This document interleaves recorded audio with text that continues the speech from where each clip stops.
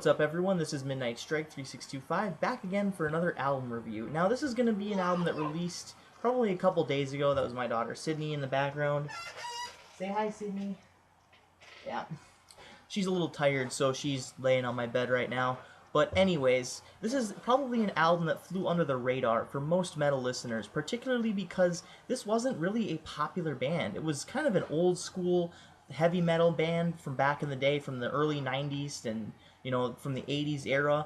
They're one of my favorite bands from that era, but they didn't really get a lot of popular media attention. John Bush, the vocalist, actually had an opportunity to join Metallica back in the day before James Hetfield found confidence in his voice. He would have been the voice on Ride the Lightning. Now, they kind of did a tribute to this a year ago or so by having John Bush sing the Four Horsemen, which sounded awesome. It sounded badass, by the way. But ever since John Bush turned down Metallica because he wanted to focus on his own band, Armored Saint, things haven't really been the greatest for them. Now, I think he did make the right decision, mind you, because now we have Symbol of Salvation, released in 1991, probably one of my favorite metal records of all time, especially one that didn't get a lot of media attention.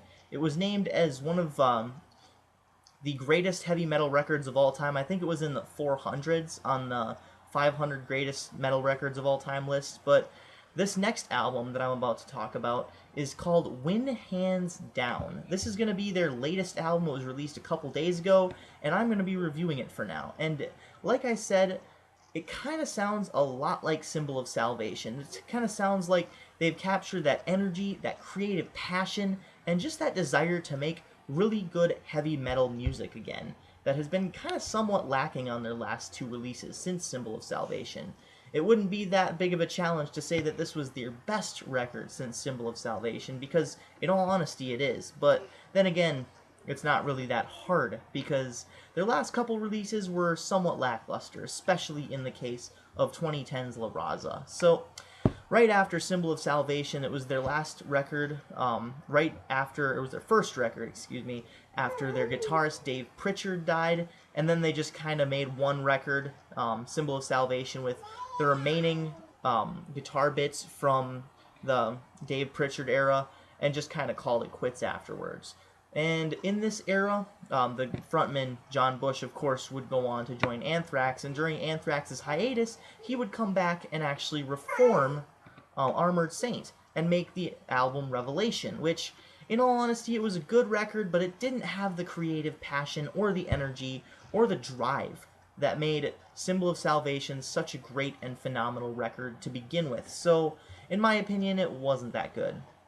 It would be a very long time before Armored Saint would make another album, but when they did, it was 2010. It was right after the whole Anthrax debacle went down, where John Bush would sing for them for a little bit, and then he decided, hey, I want to reform Armored Saint again. So he did that, and he made La Raza, or I should say, they made La Raza, and it might have sold well, but it bombed, in my mind. It was a bomb. I didn't like it. It's sort of grown on me since its release, but it's still kind of boring to listen to, and I only have a few favorite songs, such as Blues and Little Monkey and Loose Cannon. That's about it. But other than that, But like I said, with this album, they recapture that drive and that passion that made Symbol of Salvation so great in the first place. This is Win Hands Down, folks. The first couple songs actually sound like they could have been released on Armored Saint. Now, that's not to say that they don't sound like Armored Saint, Symbol of Salvation ripoffs. Now, a few of the songs, such as Muscle Memory and the title track, have elements from Reign of Fire and Last Train Home, respectively. The title track kind of sounds like it's, doing its own thing, but the definite energy sounds like Reign of Fire. It has kind of the same progression in the verses and the chorus, especially the chorus. But John Bush seems to have improved a lot on his vocal ability, and that's definitely displayed on the last couple tracks. So with that, this is my favorite song, is Win Hands Down, the title track, and the first track on the album. This is my favorite song on the album. So the next song, Mess, has a bit of a thrash element, as well as modern production twist on it. The guitars sound very heavy, but they also sound very thrashy. It kind of goes at its own little pace. It's not the fastest song on the album, but it's also not the slowest. I really like that quality. The next one, Exercise in Debauchery, it was good. Wasn't really my favorite on the album, but I'm not going to knock it. It just kind of blended in with whatever, everything else that I've heard. So Muscle Memory, second longest track on the album, and like I said, it kind of reminds me a lot, and I mean a lot, of Last Train Home. I remember getting Last Train Home stuck in my head the first time I listened to it. Now, in the verses, it kind of sounds like, where it kind of goes all soft with bass and the really, really soft guitars in the background with the echoing effects.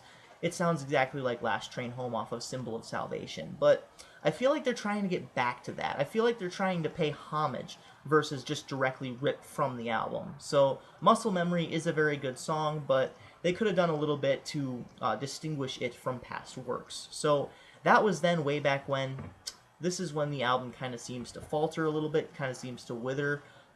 It's kind of a cliche song. The lyrics don't really make much sense, and the melody is just kind of all over the place. There's decent production, decent vocal quality, but overall it's just kind of a hit and miss song for me. I mean, some elements of it I liked, such as, the guitar solos and whatnot, but overall it was just kind of a contrived song, in my opinion. So the next song, I'm going to have to get the track list again on here, but the next song after that is With a Full Herd of Steam. This is another really good one. There was actually a second vocalist in here that I really like to find out what their name is. It should say, featuring or something, but on the copy that I got, it didn't really say anything. So I would like to really know who the second vocalist is, because I do like the added twist of the two vocalists together.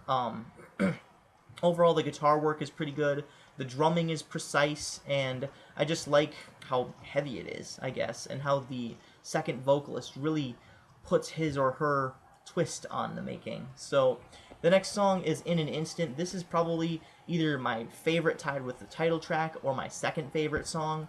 I really like it. It's very progressive. It's got a lot of variation, a lot of variety in the progression of the song. I don't want to use the same word twice. In the melody, that's what I was looking for. A lot of variation in the melody. It can be soft at one point, and then it can really, you can headbang to it at another point. I really like the guitars, and there's a lot of really unique elements that haven't been seen before in an Armored Saint album. So Dive, this is another low point.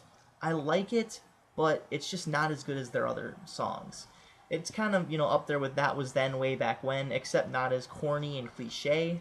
I really do like the way that John Bush sings this song. He kind of gets up into that higher register, much like he did back in the older Armored Saint days in Symbol of Salvation and March of the Saint and Raising Fear and yada yada, but the song itself just really needed work. So John Bush is definitely at a vocal peak on this song. It's the best song on the album, bar In an Instant, with his vocals when it comes to that, but overall it's just kind of it kind of repeats the same melody over and over again, kind of boring to listen to. Now, the last song is Up Yours. So this one is kind of in the same vein, where I like it, but it seems a little bit corny, much like That Was Then, Way Back When. It's a better song than That Was Then, Way Back When, don't get me wrong. It's got a lot of versatility in the melody as well as the guitar structure, but overall the lyrical content definitely kind of detracts from it. The singing is good, the production is good, everything is good on this song but the lyrics, so that's about all I have for that. So overall, this is a return to the glory days of Armored Saint, and I don't say that lightly. Honestly, I did not have high expectations for this album. I didn't even expect to review it until I heard the title track, Win Hands Down. This is probably my second favorite Armored Saint record at this point, and I really like it. It's up there next to Symbol of Salvation. I'm going to rate it a solid 9 out of 10. That is Midnight Strike 3625's review on the Win Hands Down. What am I doing talking in third person? This is my review, and these are my thoughts. That's pretty much all I have for you guys today, so thank you very much for watching. This is Midnight Strike 3625. Keep calm and rock on.